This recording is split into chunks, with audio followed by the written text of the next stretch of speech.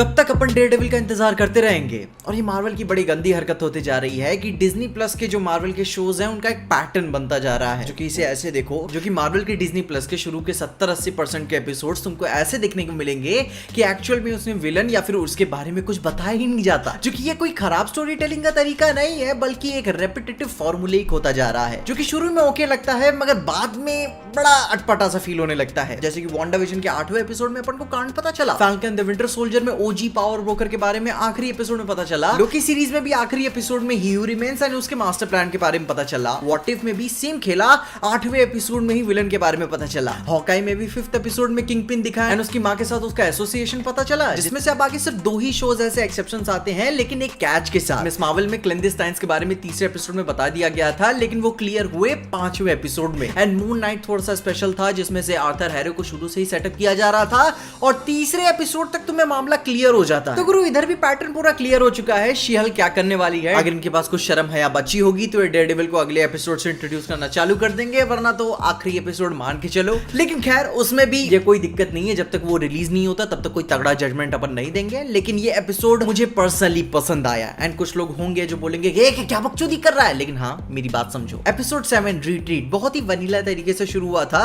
जैसे कि कोई हैना मोंटाना का मैं एपिसोड देख रहा हूँ, और हाँ मैं हैना मोंटाना का फैन हूँ, लेकिन फिर भी ठीक था। जिन अपने जॉश वाले बंदे के साथ डेट पे गई, कई बार गई, एंड फाइनली जब चरम सुख की प्राप्ति हुई तो फिर वो गायब हो गया। एंड देन मामला बैक टू स्क्वायर 1 पे आ गया कि एलए के अभी भी सारे लौंडे चूतिए ही हैं। मतलब कि अभी तक इस एपिसोड तक इस सीरीज में सारे लौंडे किसी कैरेक्टर की तरह नजर आते हैं, मतलब कि कोई नॉर्मल नहीं लगता। खैर इसके बाद कहानी की बात करें तो अपन सब उस फेज से गुजर चुके हैं जहां अपन सबको घोस्ट कर दिया गया होता है और अपन सब टकटकी लगाए फोन पे बैठे रहते हैं चूतियों की तरह कि एक बार उसका सामने से रिप्लाई आए, लेकिन फिर बेंचोद अपनी थेरेपी अपन खुद ही करते हैं। अंदर से आवाज आती है कि हरामखोर कुछ तो सेल्फ रिस्पेक्ट रख, एंड देन अपन मूव ऑन करते हैं। लेकिन यहाँ पे जन के पास उतना सोचने का कुछ टाइम नहीं था, वो 3 दिन गुजरने के बाद भी बहुत ही डेस्पो थी। एंड देन एमिली ब्लॉन्स्की के पैरोल में कुछ मैल फंक्शन की न्यूज आई, जिसको चेक करने के लिए जन गई, जहां उसने देखा इसके 7 सिंस वाला गैंग क्या करता है, जहां पे डिफरेंट वैरायटी के super human individuals therapy session जैसा कुछ कर रहे थे, जिसमें से वैम्पायर वाला मेरे को बहुत पसंद आया, जो कि इनडायरेक्टली मार्वल की मॉन्स्टरवर्स यानी कि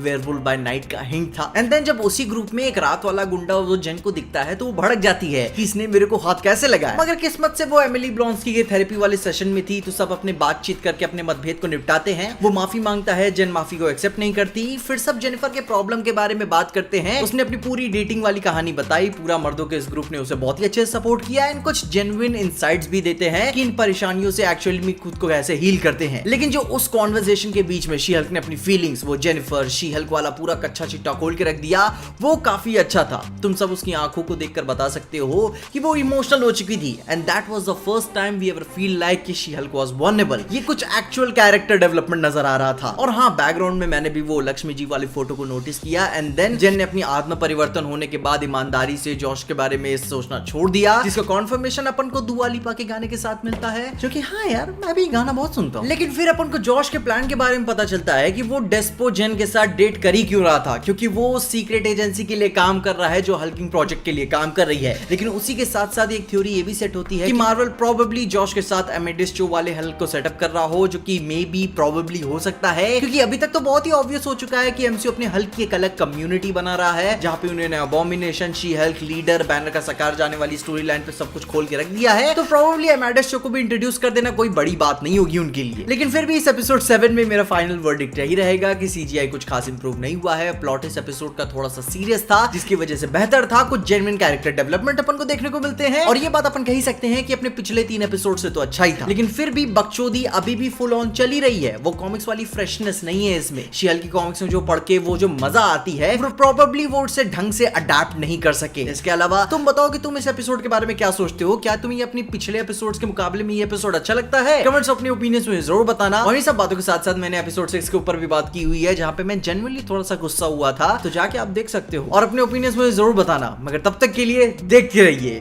पीजे एक्सप्लेन।